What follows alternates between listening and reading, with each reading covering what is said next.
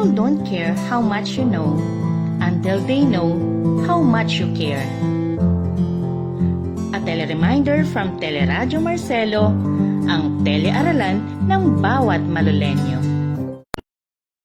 Manood na sa teleradyo, makinig, manood na sa teleradyo. Teleradyo, Teleradyo Marcelo. Sa gitna ng mapanubok na panahon, magkahatid sa kakibat ay diskusyon. Sama-sama tayo, kahit magkalayo. Sa programang ito, tiyak ang pagkatuto. Teleradyo, Teleradyo Marcelo. Teleradyo, Teleradyo Marcelo. Teleradyo, Teleradyo Marcelo.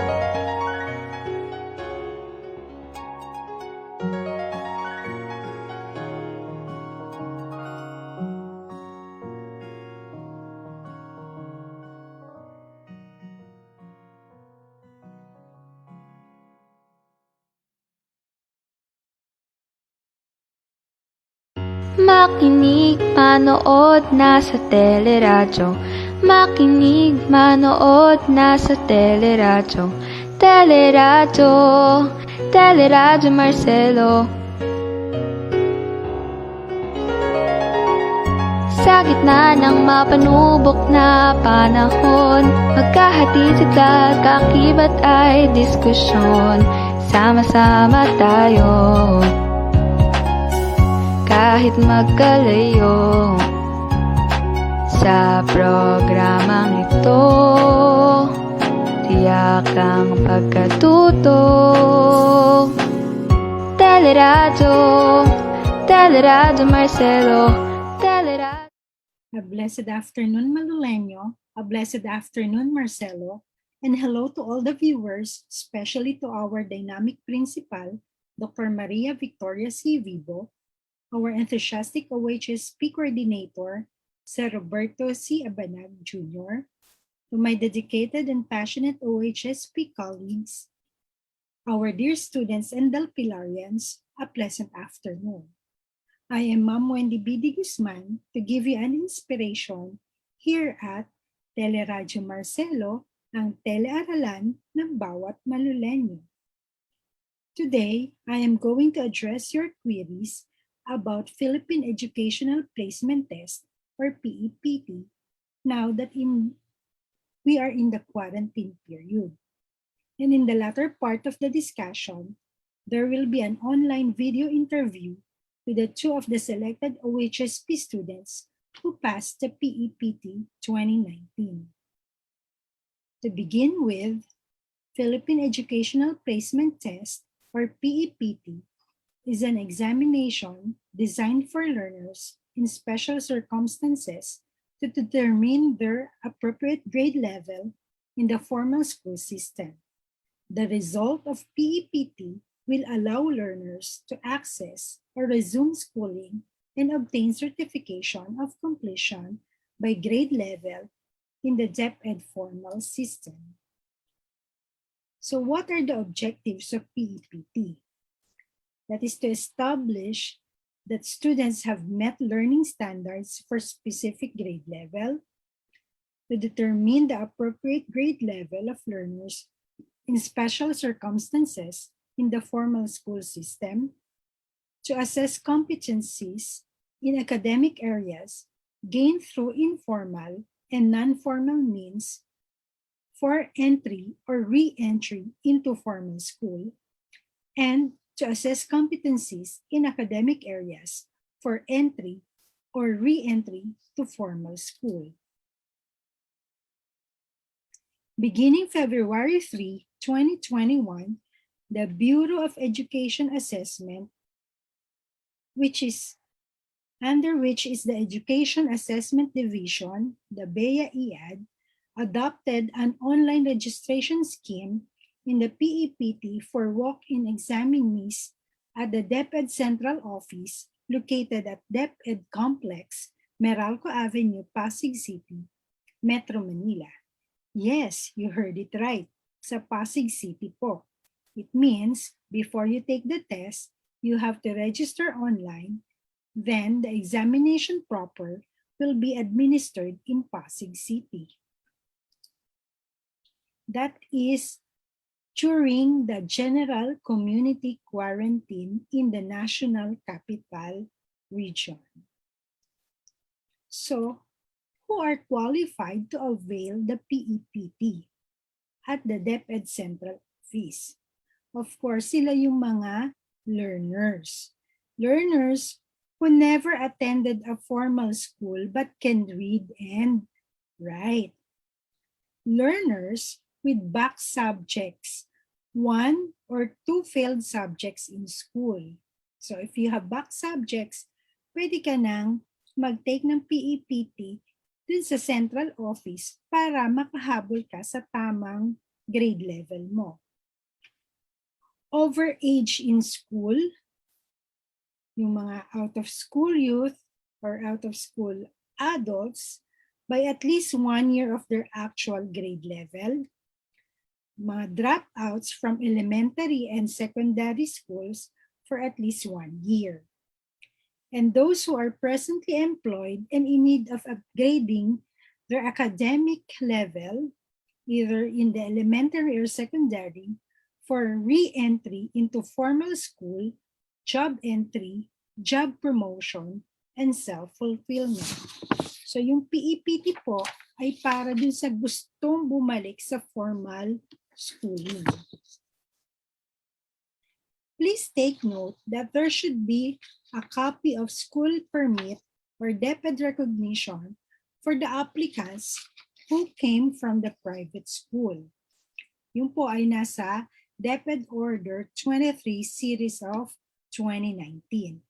And since we are in the quarantine period, there is an existing IATF rules. For those who are 15 to 64 years old, they are allowed to register and take the PEPT at the DepEd Central Office. However, those with comorbidities or immunodeficiencies or pregnant are also not allowed to register and take the test. So yan po again ay during the GCQ.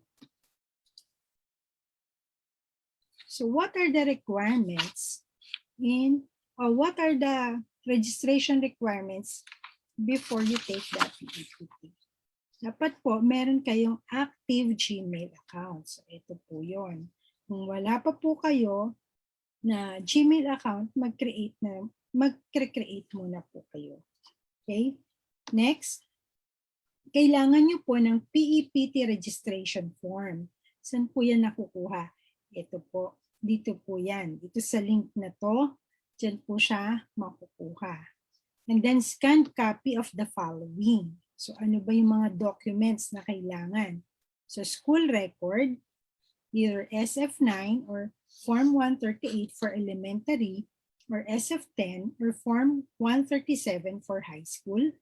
Next is the birth certificate, pwedeng PSA or NSO. Another requirement is the proof of payment. It is the receipt or resibo from a door-to-door money remittance.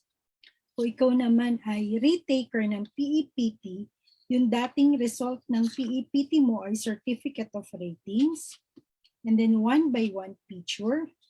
And again, kung galing ka sa private school, kailangan mo ng copy of the school permit or DepEd recognition. What is the registration process? First, you have to download the PEPT registration form from, ito yung link natin, http://bit.ly/PEPT form and fill out the said document. So later, papakita ko kung ano itsura na. And then next, so pag na-fill upan mo na siya, pwede ka nang magbayad ng registration fee that is non-refundable, hindi na po siya pwedeng mabawi, okay, of 200 pesos. through a door-to-door money remittance system and address it to Danilyn Joy Pangilinan at DepEd BEA, i-add room 208, second floor Bonifacio Building, DepEd Complex, Meralco Avenue, Pasig City. So, andito din po yung telephone number nila. The third process is you have to use your Gmail account. It should be an active account and submit the requirements to the registration online. So, ito naman, dito ka magre-register online. So, ano yung mga isasubmit mo? Ito yon, yung accomplished PEPT registration form, scanned copy of the documentary requirements in item 2C, yung pinakita ko kanina, and then yung resibo na ikaw ay nagbayad yung sa 200 pesos. Okay, so ito na yung sinasabi ko sa inyo. Now that you are going to register, make sure you have an active Gmail account. Pag nag-click ka na ng Google Chrome sa cellphone mo, sa laptop mo, or sa desktop computer mo, type mo lang ang ito, bit.ly/PEPT online register reg. Okay? Then, type mo and then enter. Ayan, lalabas na si PEPT registration. Ito yon. So, nandyan may instruction dyan. Dito rin sa part na to, sa ilalim na part na yan, i-enter mo or i-type mo yung iyong email address or Gmail. Okay? Gmail mo. And then, pagka nag-next ka na, hihingi naman yung ibang information mo, personal information. First, your name, your last name, first name, middle name, yung age mo, yung birthday mo. Okay? So, ayun yung mga ibang mga personal information na kukuhanin sa iyo. Next, after that, di ba kanina sabi ko merong kailangan scanned copy ng documents. Dito, you are going to upload your scanned copy. So, isa-isa yan. So, yung registration mo, i-upload mo, i-add mo yung file, then, yun, mag-upload ka na. So, yan, makikita mo yan pag nag-register ka while you are registering online. And of course, for clarification, baka kinakabahan ka o natanggap ba nila yung 200 pesos mo, you can email verification.bea@deped.gov.ph. So, ang BEA po ay madaling sumagot sa mga email. So, nasubukan ko na po siya. So, once the payment is received and confirmed by the Bureau of Education Assessment or the BEA, an email shall be sent regarding the details of the test schedule. So, kailangan nga ay active Gmail account kasi dun din sila mag-email sa iyo. And what should the examinee bring on examination day? So, ano-ano ba yon? Yung mga original documents mo. Ano-ano nga ba yon? So, yun yung school record, birth certificate, yung resibo ng payment, kung ikaw ay PEPT retaker, yung certificate of ratings or COR na tinatawag, 1-by-1 picture, and the copy of school permit or DepEd recognition if you came from a private school. Then, si BEA naman will give you the original receipt for the registration fee. So, after the exam, you are going to wait for the result after 7 working days. So, how? You are going to either pick it up, ayan, pwede mo siyang kuhanin mismo doon sa office, or pwedeng magpapaship ka. So, yung shipping, that is optional. So, pwedeng hindi, pwedeng, kung gusto mo magpa-ship, kung ayaw mo naman, okay lang. Kasi, merong another payment for that. So anyway, kung ayaw mo naman, meron sa Facebook page naman ng BEA, Education Assessment Division, makikita din naman doon yung result ng test. And if you wanted to follow up, kung wala ka rin talagang excited ka na o hindi pa lumalabas sa tingin mo, 7 working days na po after ng exam, pwede mo again silang email sa verification.bea@deped.gov.ph. Okay, so since we are under the modified enhanced community quarantine, walk-in transactions are suspended, but the online registration is still applicable. Di ba po nasa MECQ tayo ngayon? So, pwede pa rin po kayong magpa-register. Pero po, yung pag-take ng test, suspended muna po. Okay? So, ngayon lang pong nasa ECQ or MECQ tayo. Okay? So, ano po ba yun? Ito po, nag-email po ako sa BEA. Tinanong ko ano yung status ng PEPT ngayong tayo ay nasa MECQ. So sabi nga nila ng BEA ay it will remain suspended and until further notice. So, siguro pag nagbago na yung status ng quarantine period natin, katulad ng una kong diniscuss, ay during the GCQ in Metro Manila, pwede na tayong mag-walk-in para doon sa mga gustong mag-take ng PEPT sa central office. So eto, kino-compare ko lang, ano ba yung noon? Ano ba yung noon at ano ba yung ngayon? Yung PEPT, noon at ngayon. Who are qualified? So pareho lang. Noon at ngayon, pareho lang. Kung sino yung qualified dati, sila din yung qualified ngayon. Pero yung ngayon, may restricted nga. Okay? According to IATF guidelines. So kung during the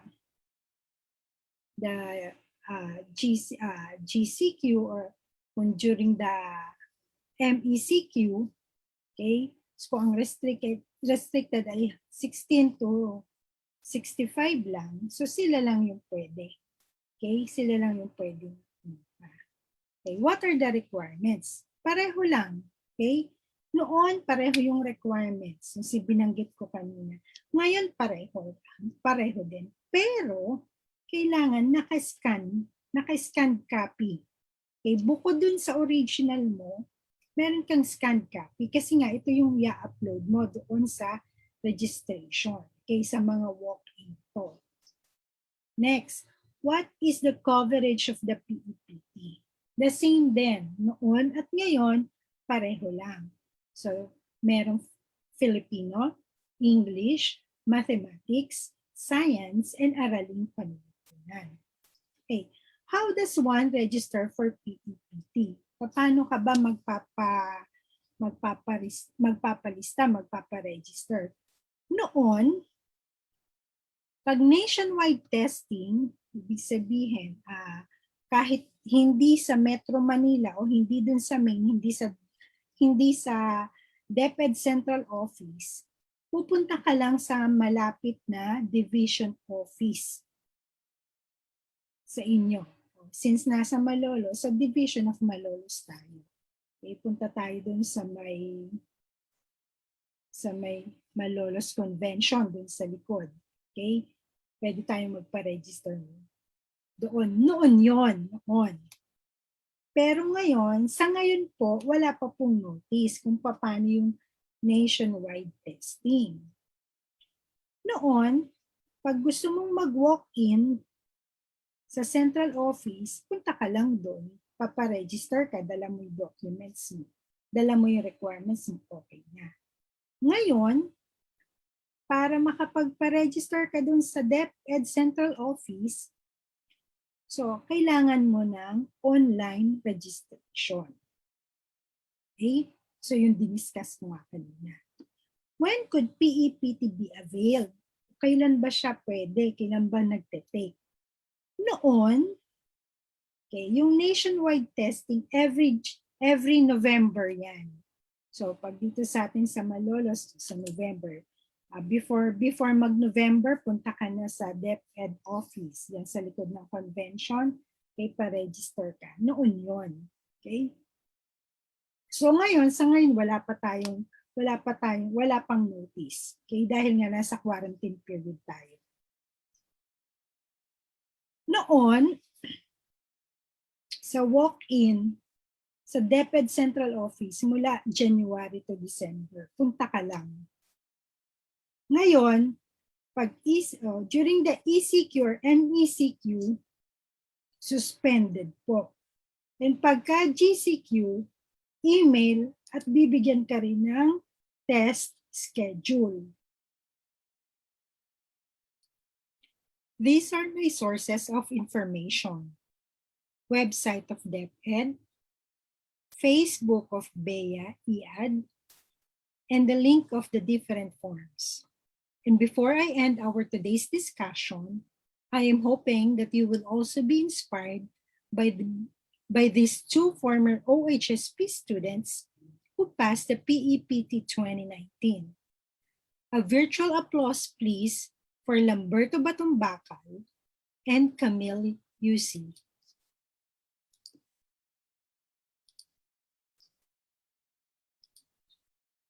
So, hello, Lamberto. Hello, Camille. Hello po, ma'am. Good evening po.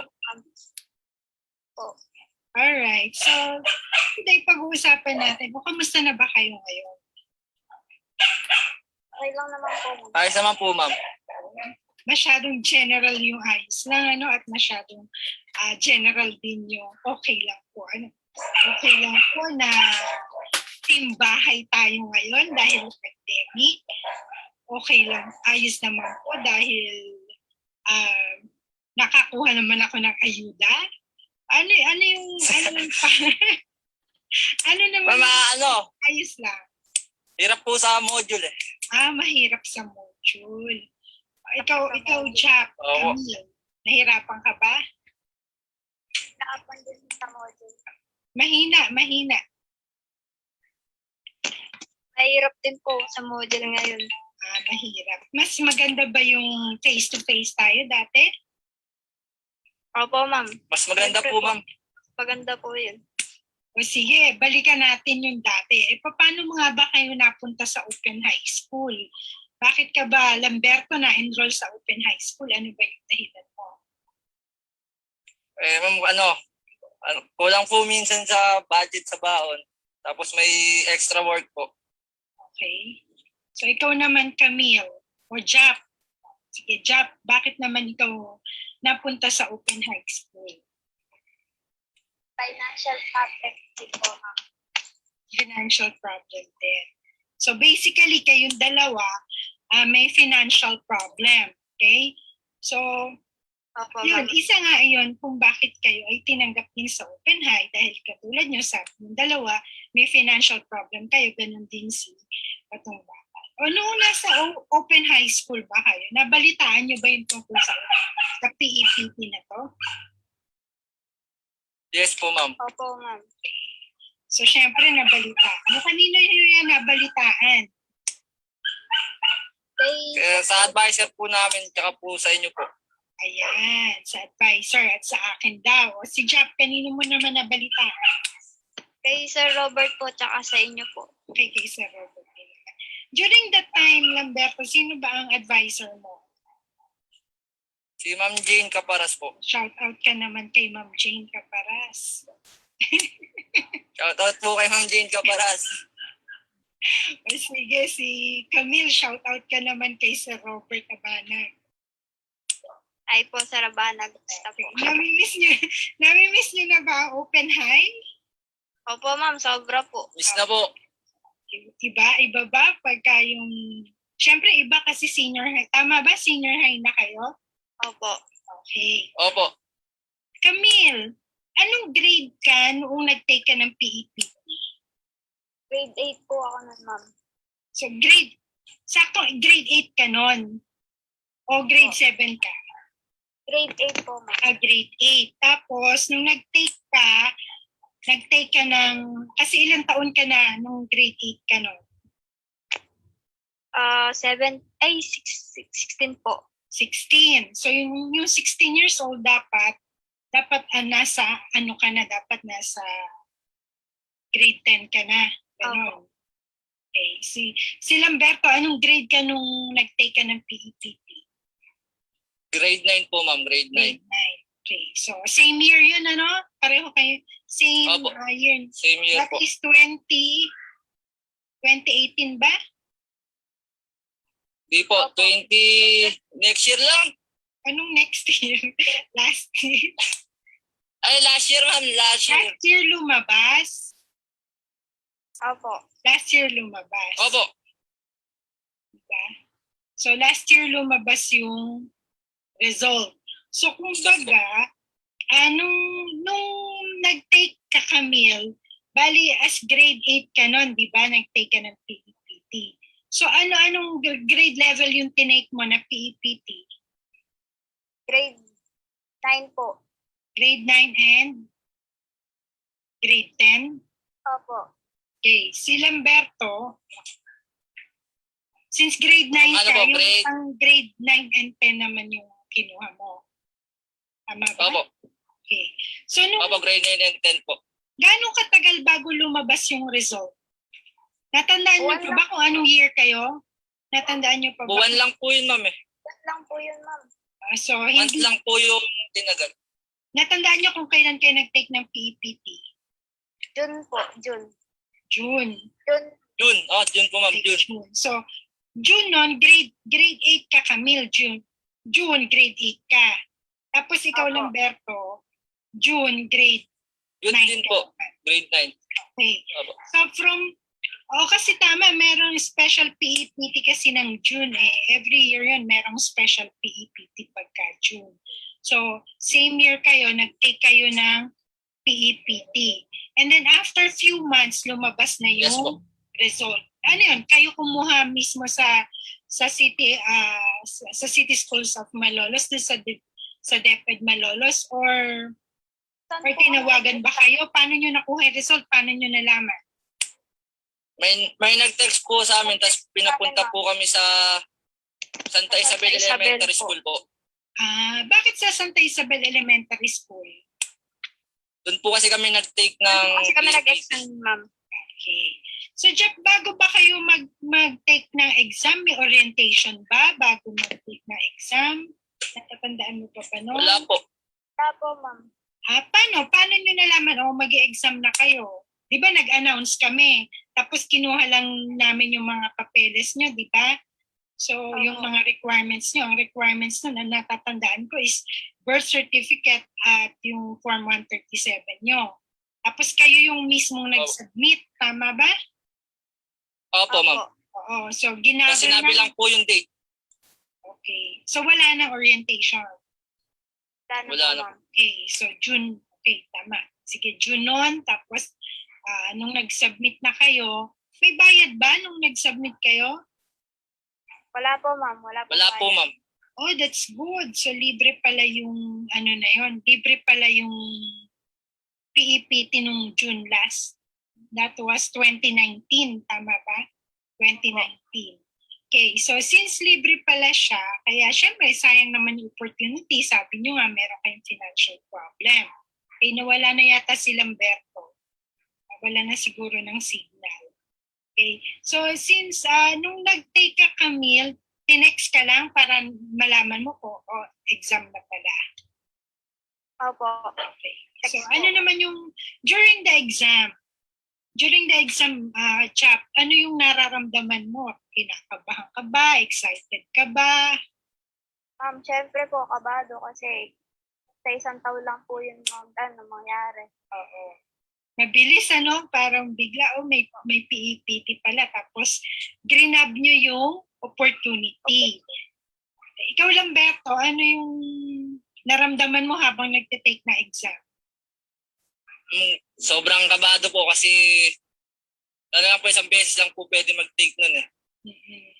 May natatandaan ba kayo na question na talagang parang mas lalo kayong kinabahan o naging confident kayo na masasagutan nyo yun? Ano ba? Meron ba? O anong subject ba yun na para sa inyo madali? Ma'am, yung magkaiba po ko kasi nung sinasagutan namin eh. Yung sa akin po yung sobrang lalim na Pilipino, nandun po. Oo. Sobrang hirap pong intindihin. Okay. So, sa Filipino, ikaw yung mahirapan. Ikaw naman, Chap, ano naman yung sa tingin mo madali o mahirap na subject mo during that time na PT ka?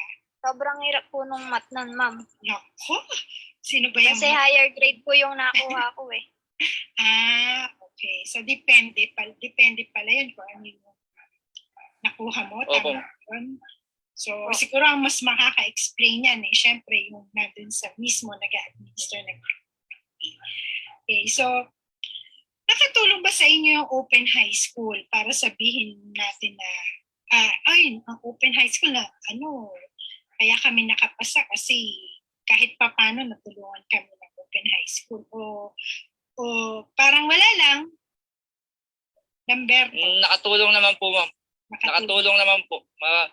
Mababait po kasi yung mga teacher tapos magaling po magturo. Talaga. Para naman Totoo naman po tumataba ang kasi yun. puso ko. Baka mailibre na kita niyan kahit pandemic. Ikaw, Camille, nakatulong ba sa inyo open high school?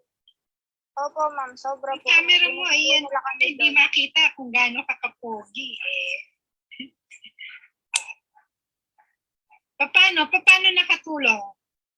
Sobra po nila kaming natulungan, ma'am. Kasi, syempre po, pinush po nila kami dun sa mag-exam na yun. Syempre, kahit wala naman po kaming confidence sa sarili namin, pinush pa rin po nila kami. Okay, very good.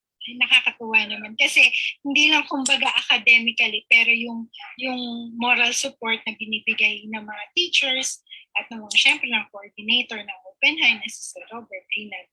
So, thank you very much. At kahit paano pala ay may maitulong ang Open High School doon sa pagkuha niyo ng PEPT. So, sabi niyo months lang na nakuha niyo na yung result. Ano yung naramdaman? Nakita niyo, pasado. So Camille, from grade 8. Para po kami nanalo sa loto. Arman, very galing So from grade 8, Camille, naging ka?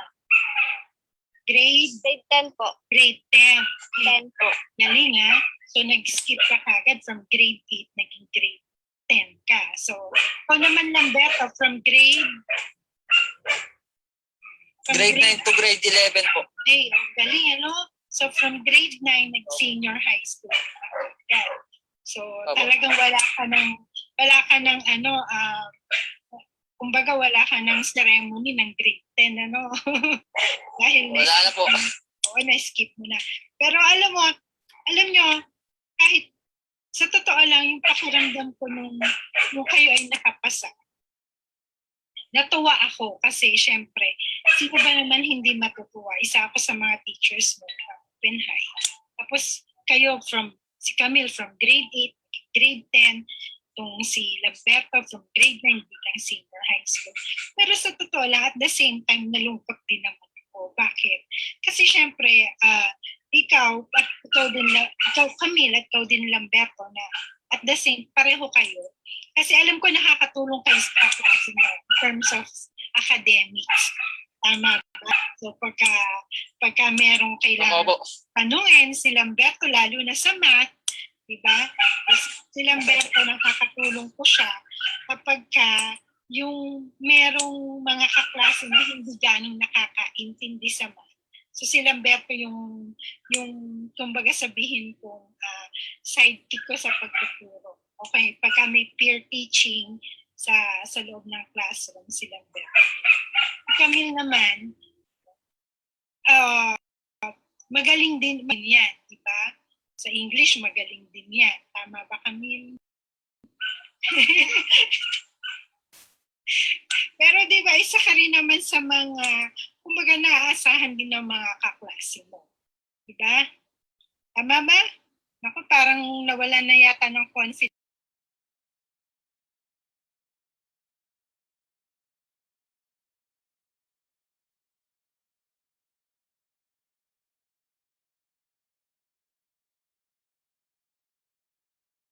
guidance, tinanggap sa grade 8 ka pumasok, pero nung nakapasa ka, bigla kang dinala sa grade 10.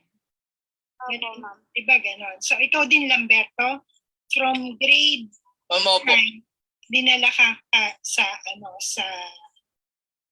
Senior high po. Okay, so nakipag-coordinate naman yung advisor sa senior. Opo. So, diba, ano naman sabi ng parents nyo about it, nung nakapasa kayo dun sa PPT? Proud naman po sila. Okay. So, Masaya naman po. Yes, Camille? Tuwan-tuwa kaya ang mami mo nun, di ba? Opo, ma'am.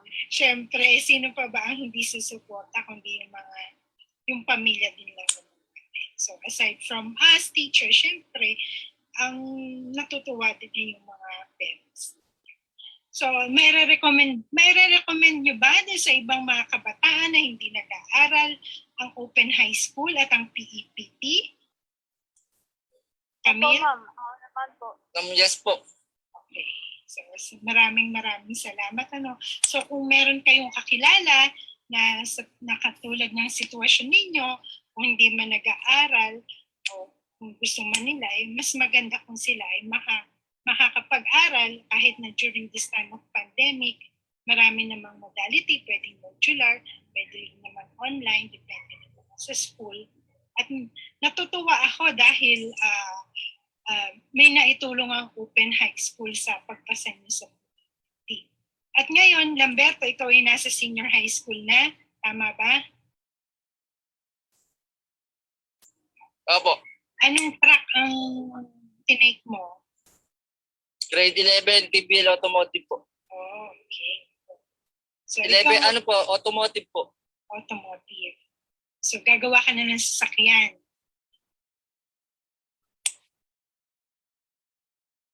Gagawa ka na ba ng Opo. sasakyan? O ikaw, Chap, ikaw, Camille, ano naman ang natin? Pagkasanay na po, ma'am. Ikaw naman, anong track mo, Chap? 11 TVL Automotive din po. Kaklase po kami. Magkaklase kayo. Classmate po kami dalawa. Okay, pero magkaklase kayo, parehong grade 11. Nag-stop ka ba? Nag-stop ka ba, Lamberto? Po, nag-stop po ako nung ano. So, nag-stop ka. Okay, bakit ka nag-stop? Nagka-work na po kasi ko nung natuto. So, Na po pwedeng ma-absent. naintindihan naman namin yon, lalo na kung ang dahilan ng hindi nyo pagtuloy ay yung pagtatrabaho. Siyempre, sabi nyo nga kanina, due to financial difficulties, kaya kayo ay napunta sa Open High School. Siyempre, at the same time, natutuwa pa rin ako kasi bumalik ka pa rin sa pag-aaral. So, ngayon, congratulations. Congratulate ko pa rin kayo na sana kahit na nahihirapan kayo sa module, ay patuloy pa rin kayong magpupursige at mag-aaral. Salamat din po. So, meron ka bang gustong batiin, Lamberto, sa mga kaibigan mo o sa mga dating teachers, sa mga teachers mo ngayon? Meron ka bang gustong sabihin?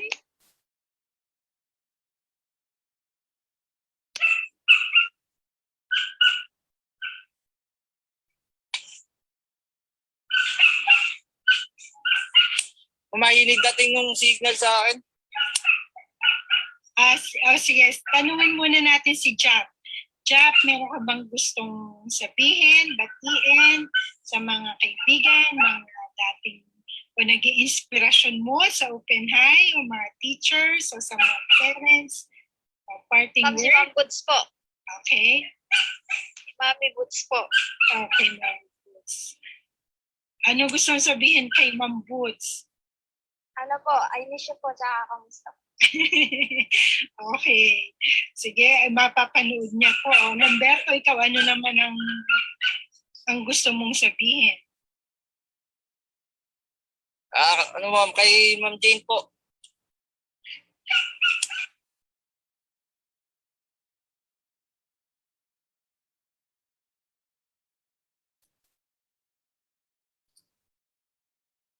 So, hello, Lamberto.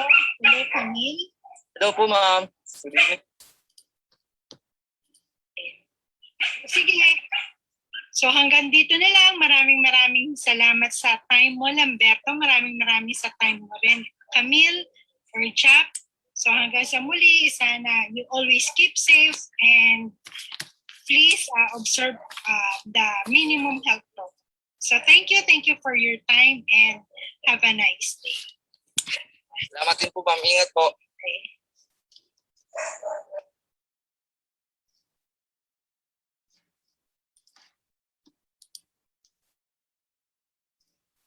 So ayan, for those who are qualified to take the PPT, hopefully you are inspired by Camille and Lamberto.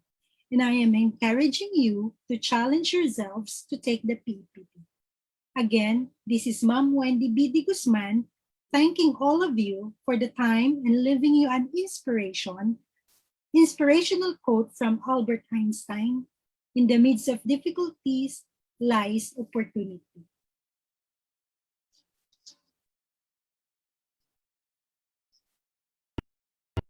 Manood na sa teleradyo, makinig, manood na